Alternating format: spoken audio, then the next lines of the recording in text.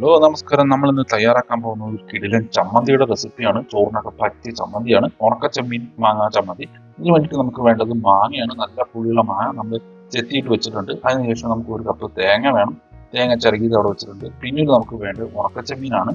നമ്മൾ ആ ഒരു മുളക് വേണം. എത്ര മുളകാച്ചാൽ നിങ്ങളുടെ ഇഷ്ടത്തിനനുസരിച്ച് മുളക് എടുക്കുക. അതൊന്ന് ചുമ്മാ ഒന്ന് വഴറ്റി കൊടുക്കുക. അപ്പോൾ നമ്മൾ അതൊന്ന് വറുത്തതിന് ശേഷം അതൊന്ന് മൂത്ത് വരുമ്പോൾ നമ്മൾ അതിലേക്ക് ഉണക്ക ചെമ്മീനും കൂടി ചേർക്കുകയാണ്. ഇപ്പോൾ ഉണക്കമുളകും ചെമ്മീനും ഒരുമിച്ചിട്ട് ഒന്ന് വറുത്തെടുത്തിട്ടുണ്ട്. നമ്മളത് രണ്ടും ഒന്ന് മൂത്ത് കിട്ടിയിട്ടുണ്ട്. നമ്മൾ അതിന് ശേഷം അത് മാറ്റി വയ്ക്കുക. എന്നിട്ട് ഉണക്കമുളകും തേങ്ങയും കൂടി ഒന്ന് ചതച്ചെടുക്കാൻ പോവുകയാണ്. ഇപ്പോൾ ഒന്ന് ചതച്ചെടുത്തിട്ടുണ്ട്. അതിനുശേഷം അതിലേക്ക് മാങ്ങ ഇടുകയാണ്. നമ്മൾ ചെത്തി വെച്ചിരിക്കുന്ന നല്ല പുളിയുള്ള മാങ്ങയാണ്.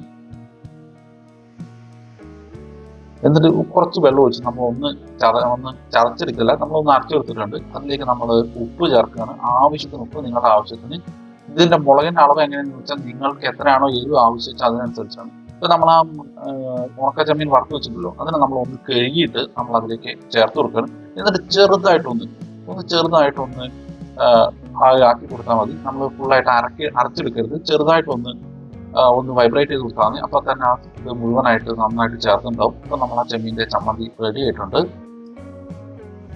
ഇനി നിങ്ങൾ ആവശ്യത്തിന് തൊട്ട് നോക്കുമ്പോൾ ഉപ്പ് കുറവാണെങ്കിൽ ഉപ്പ് ചേർക്കാം. നല്ല കിടിലനായിട്ടൊരു ചമ്മന്തിയാണ്. ഇഷ്ടപ്പെട്ട ഒന്ന് സബ്സ്ക്രൈബ് ചെയ്യുക, ഒന്ന് ഷെയർ ചെയ്യുക.